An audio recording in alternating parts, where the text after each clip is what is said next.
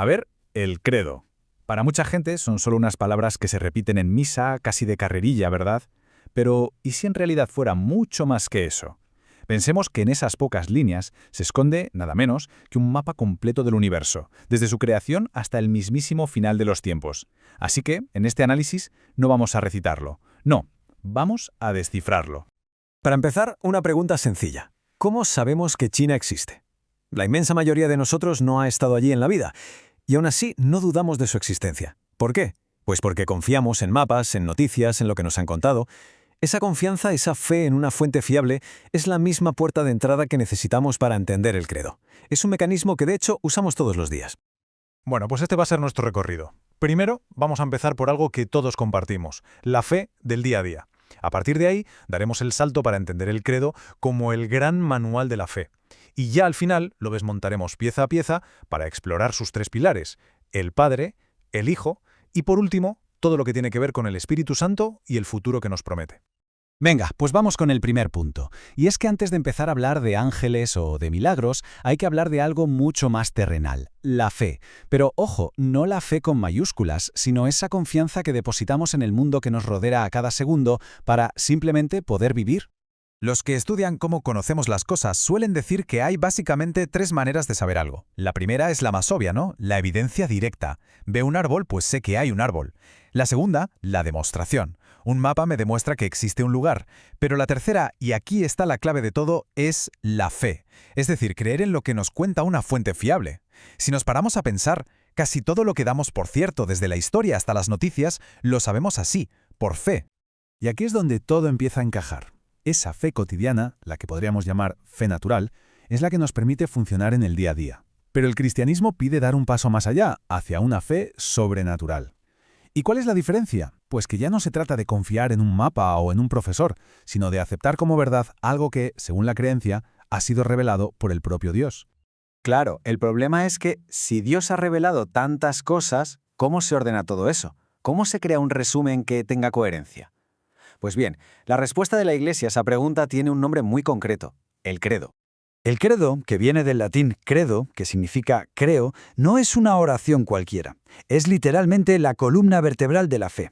Hay que imaginarlo como una declaración de principios, un manifiesto que resume en qué creen millones de personas y que las une bajo un mismo conjunto de ideas fundamentales, lo que se conoce como dogmas. Y su función es doble. Es casi como una navaja suiza para la fe.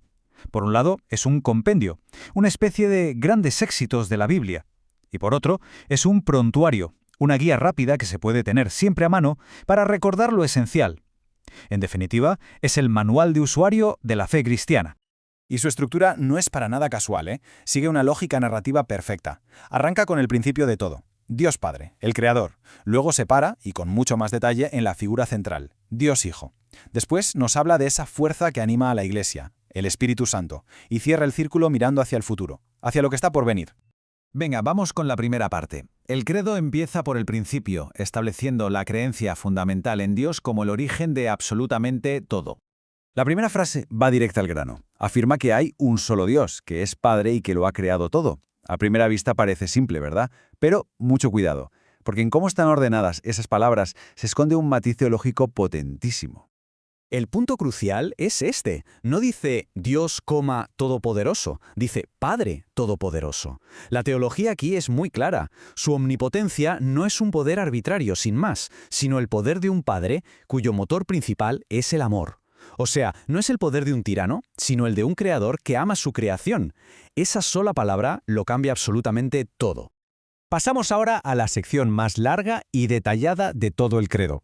¿Y por qué se le dedica tanto espacio a Jesucristo? Pues porque según la teología cristiana, Él es la culminación de la revelación de Dios a la humanidad. Mucha atención, porque esta frase es el corazón teológico del credo. Engendrado, no creado, es una distinción clave. Nos dice que no es una obra de arte de Dios, sino que surge de su misma esencia, como una llama surge del fuego.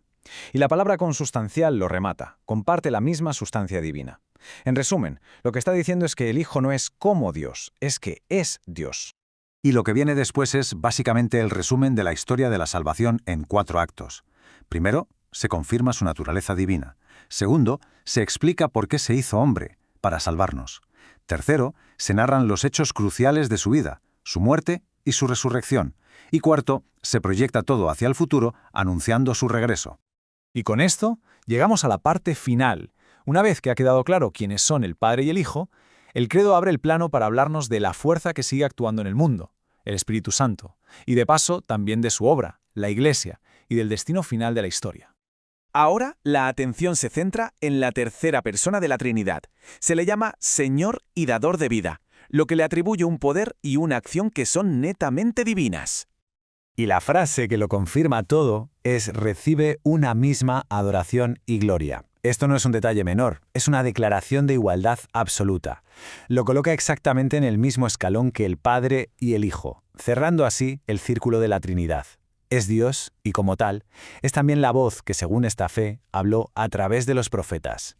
A continuación, el credo nos da lo que sería el carnet de identidad de la Iglesia, con 4 rasgos que la definen. Es una, porque su fundador es único. Es santa, no porque sus miembros sean perfectos, sino por su origen divino. Es católica, que es una palabra que significa universal, o sea, abierta a todo el mundo. Y es apostólica, porque su liderazgo traza una línea directa hasta los primeros apóstoles.